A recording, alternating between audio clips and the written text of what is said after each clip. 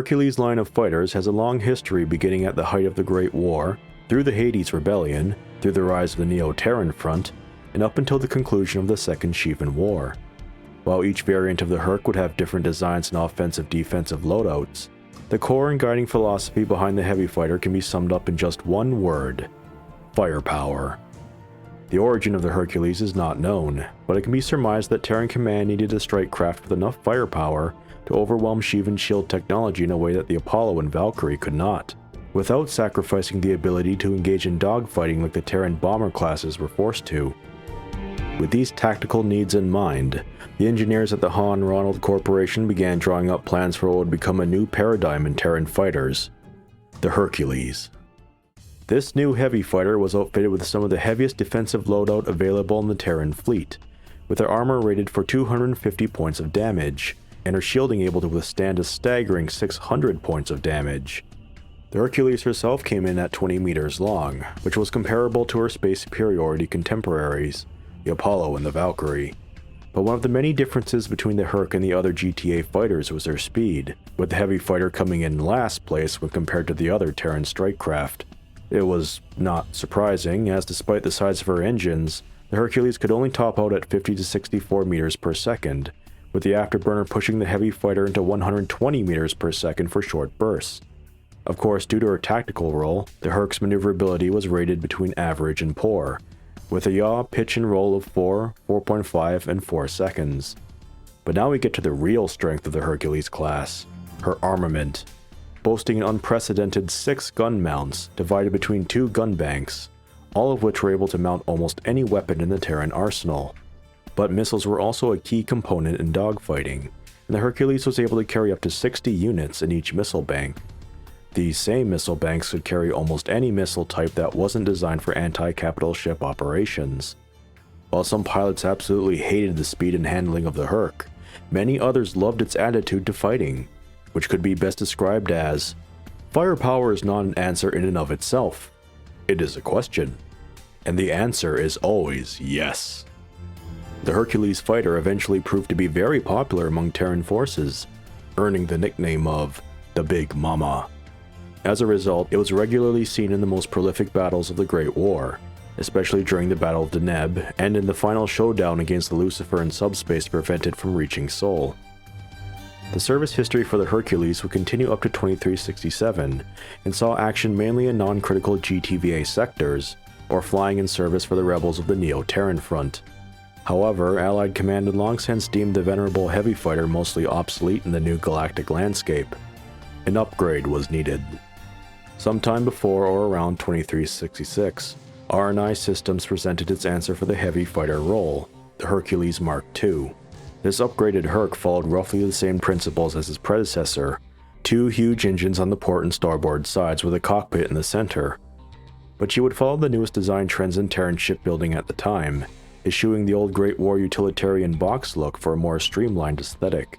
Coming in at 17 meters long, she was actually a few meters shorter than the Herc 1. But true to its heavy fighter legacy, she boasted some of the heaviest armor and shielding amongst the Terran strike craft, with 275 points of armor, and 610 points for her shields.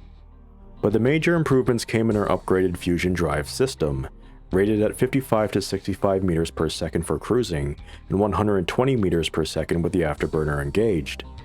This new system would also bump up the Herc 2's maneuverability to average, with her yaw, pitch, and roll at 3.8, 4.2, and 3.8 seconds. The Herc 2's gun hard points were reduced from the previous 6 to 4 gun points on each side for unexplained reasons. However, she could still field almost any cannon in the GTVA arsenal. Possibly in lieu of this, the Herc's missiles were given a substantial upgrade in how much ordnance could be carried, with 80 units in Bank 1 and 100 units in Bank 2. The Herc 2 would most infamously be known during both the NTF Rebellion and the Second Shivan Incursion, thanks to the 107th Ravens Heavy Assault Squadron, who helped spearhead the first forays into the nebula beyond Gamma Draconis, and most notably took part in the battle against the SD Ravana. Now we come to the last variant of the Hercules line, the Aries. Its origins and service history are mostly unknown up until the Shivan invasion of Capella, but the Aries was witnessed amongst the 70th Blue Lions in various actions across the system. Rumors also abound that the mysterious Special Operations Command would also use the Aries when the situation called for it. This revision of the Hercules Mark II spurned the improvements to maneuverability and speed made in the base Herc II, and focused purely on offensive capability and defensive staying power. Her armor was rated at an astounding 425 points when compared to the Herc II's 250, thanks to the Aries' new depleted uranium shielding over critical systems, while her shields came in at 650 points of damage, 40 points more than her sister class. The Aries was slightly longer than her predecessor, with her length brought up to 20 meters, which was the same as the original Herc in the Great War. Understandably, the presumed Aries design methodology of more power in terms of its offensive-defensive potential was not without the typical sacrifices in speed, as the Aries had the dubious distinction of being the slowest fighter in the Terran Navy, much like the classic Herc was during its prime.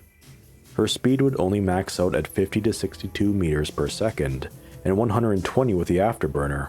Also true to her heritage, her maneuverability was rated as poor, with a yaw, pitch, and roll of 4.5, 5, and 4 seconds. But of course, the Aries was part of the Hercules family, and carried a fairly large amount of offensive potential with its 6 guns, 2 in Bank 1 and 4 in Bank 2. Again, as with all Hercs, she could mount almost any gun-based weapon. For the enemy ships that think they can simply outrun the wrath of the Aries, she had a massive payload of 190 units total in her missile banks, divided between Bank 1 at 90 units and Bank 2 at 100, with the ability to load any missile designed for going against enemy strike craft. In the face of such a missile and gun combination, a quick death would be guaranteed to any ship foolish enough to play chicken with the Aries. From uprisings to dire existential threats, the Hercules family of spacecraft have been through it all and helped to ensure the continued existence of the Terran and Vasudan peoples. With such a long history behind them, it would come as no surprise if there were Hercules Mark IIIs serving in the post-Capellan Terran Navy.